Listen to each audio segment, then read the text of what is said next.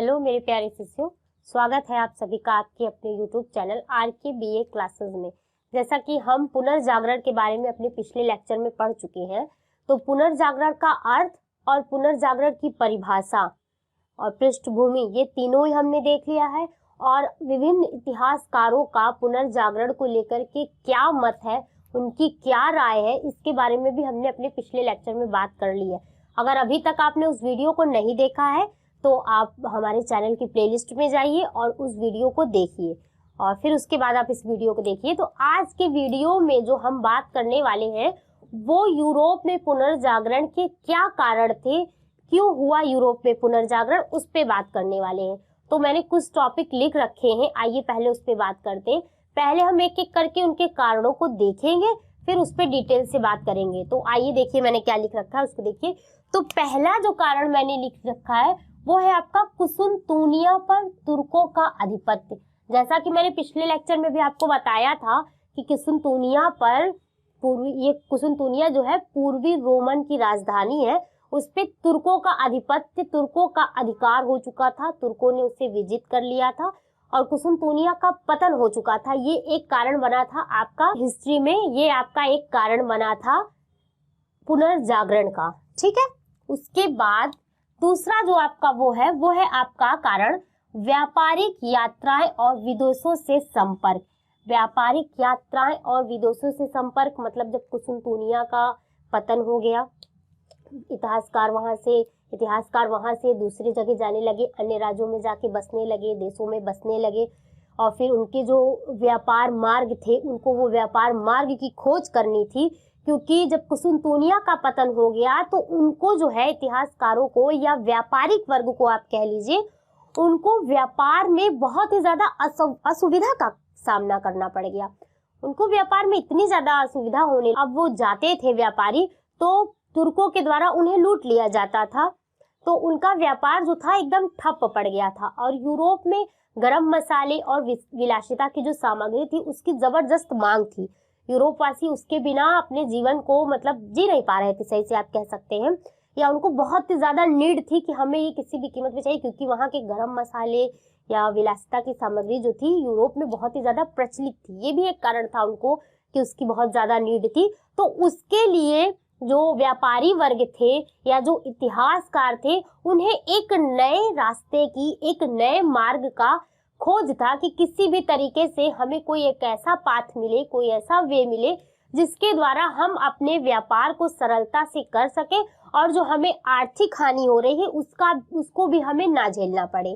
इसी कारण उन लोगों ने नए नए खोज किए और विदेशों से, जिसमें जाना आना उनका होता था, वो जब मार्ग खोजते थे, किसी से संपर्क साधते थे, तो इस तरह से यात्राएं कई तरीके की होती थी, कई देशों से उनके संपर्क हुए।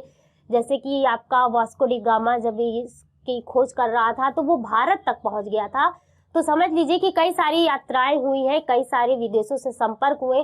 तो जब वो वहां से वापस आएंगे तो वहां की सोच, वहां के मोटिवेशन, वहां की चीजों को, संस्कृति को, पद्धति को कुछ ना कुछ तो वो सीख कर ही वापस आने वाले हैं, कुछ ना कुछ तो देखकर। तो जब वो वापस अपने राज्य में आएंगे तो उनमें भी वो नई सोच, वो शिक्षा, वो पद्धति या वो चेतना कहीं ना कहीं जागृत हो जाएगी, जो आपकी पुनर्जागरण का एक कारण बनेगी, ठीक है। उसके बाद हम बात करेंगे तीसरे पॉइंट पे। तो तीसरा पॉइंट क्या है हमारा? तीसरा पॉइंट है हमारा पोप का सामंतों को सहयोग। मैंने जैसा कि आपको बताया कि यूरोप में आपका पोप का बहुत ही ज्यादा कह सकते हैं आप, बहुत ही ज्यादा प्रचलन था। कैथोलिक धर्म, पोप, चर्च का, ईसाई धर्म का इतना ज्यादा प्रचलन था और इतने ज्यादा उच्च, मतलब कि पोप या पादरी वो अपने आप को क्या कहते थे कि हम ईश्वर के प्रतिनिधित्व हैं, मीन्स हम जो कहेंगे वही शासन होगा, वही आप कह सकते हैं उनकी बोली बात को पत्थर की लकीर माना जाता था कि उन्होंने अगर कह दिया कि ऐसा होगा तो वैसा ही होगा, उसके अलावा कुछ नहीं हो सकता।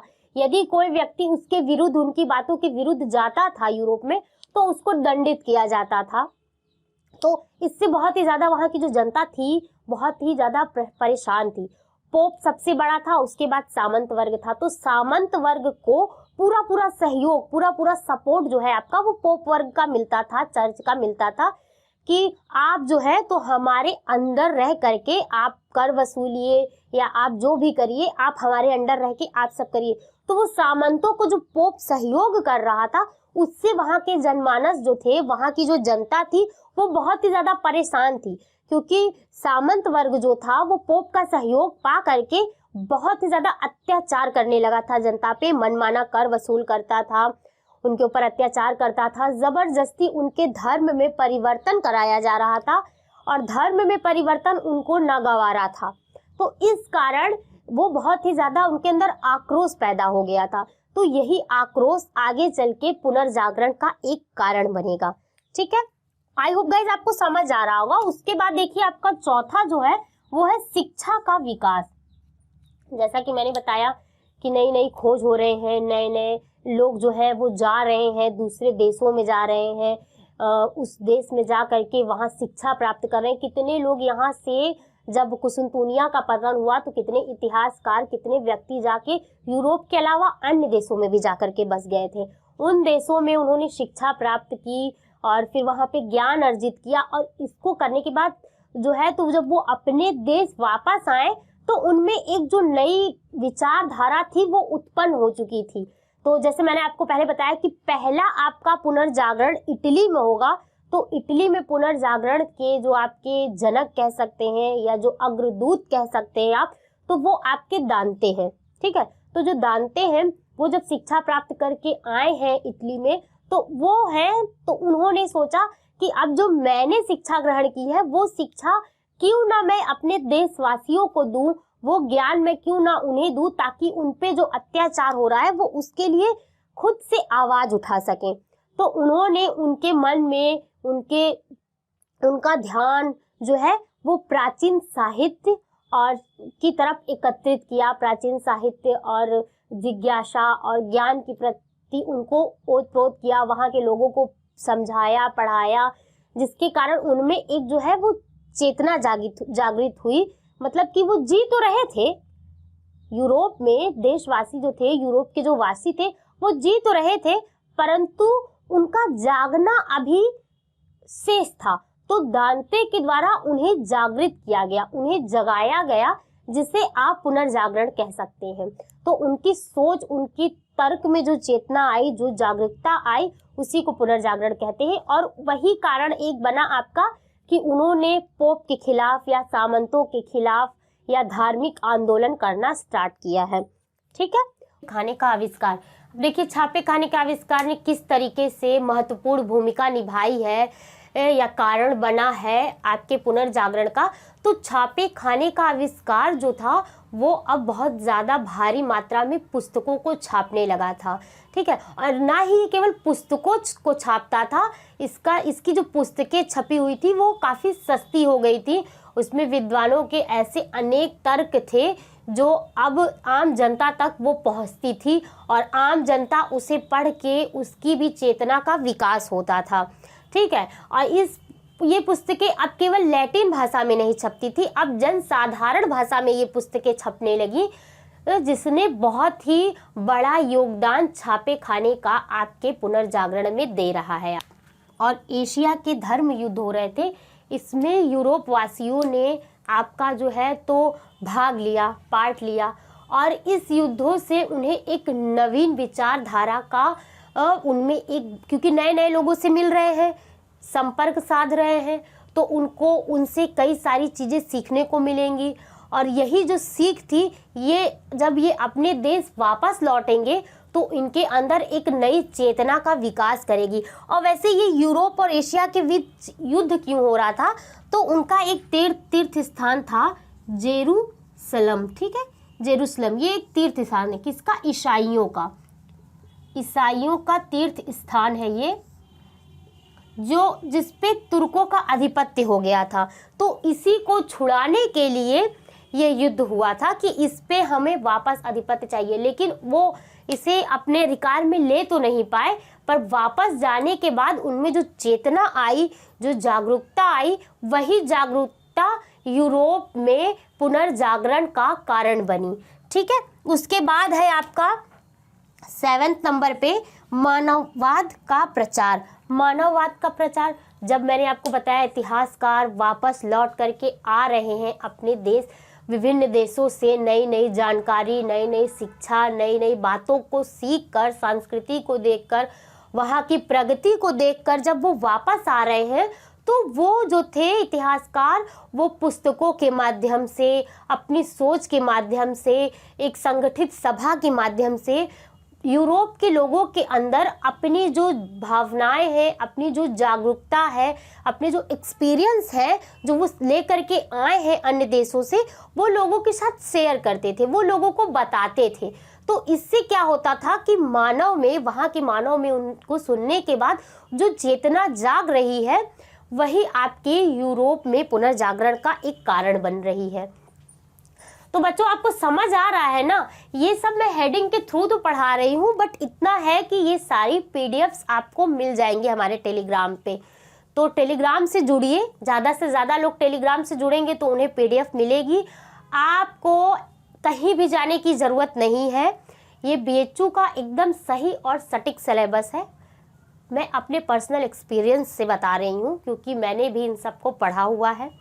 ठीक है, तो आप जो है बस इसको पढ़िए, पीडीएफ नोट्स लीजिए, उसको पढ़िए, आप देकर देखिए अपना एग्ज़ाम, आपको खुद ब खुद पता चल जाएगा कि आपकी क्या स्थिति रही है बीएचयू में। ठीक है, मानवतावाद का प्रचार हो गया, किस तरीके से किया मैंने आपको बता दिया। ये अब आपको टॉपिक वाइज एकदम अच्छे से लिखा हुआ पीडीएफ मिल जाएगा। फिर 8वां जो है, ये मैं यहाँ पे कुछ कम हेडिंग अगर यूज़ कर रही हूँ तो पीडीएफ में हमारे बहुत ज़्यादा है, क्योंकि आप मान लीजिए उसमें से वैसे तो इनफ है इतनी, आप 7-8 हेडिंग भी लिख देते हैं सही से, उसको एकदम सटीक लिख देंगे तो वो भी आपके लिए सही है। बट मैंने पीडीएफ में थोड़े ज़्यादा किए क्योंकि ये आगे आपको काम देने वाली है। जो बच्चे हिस्ट्री ऑनर्स के हैं उन्हें अभी एमए में भी हिस्ट्री को पढ़ना है, और उन्हें अपना पीएचडी करने का अगर उनका सपना है या कोई कंपटीशन एग्ज़ाम का है, कुछ भी है, तो उसमें भी यही हिस्ट्री आपके लिए बहुत ही ज़्यादा इम्पॉर्टेंट है, बहुत ही ज़्यादा मदद करने वाली है। इसलिए पीडीएफ को उसको देखकर ध्यान में बनाया जा रहा है। ठीक है, तो आप उसमें से कुछ ही टॉपिक को लीजिए और अपने एग्ज़ाम में लिखिएगा। ठीक है, उसके बाद 8वां क्या है, नगरों और शहरों में वृद्धि। अब व्यापार के लिए नए नए नगर बन रहे हैं, नए नए शहर बन रहे हैं, यूरोप में कई सारे शहर हैं, उनकी कई सारी अपनी डिमांडें हैं, सबको कुछ ना कुछ प्रोवाइड करना है, कराना है, किस तरह से कराना है वो उनकी जिम्मेदारी है।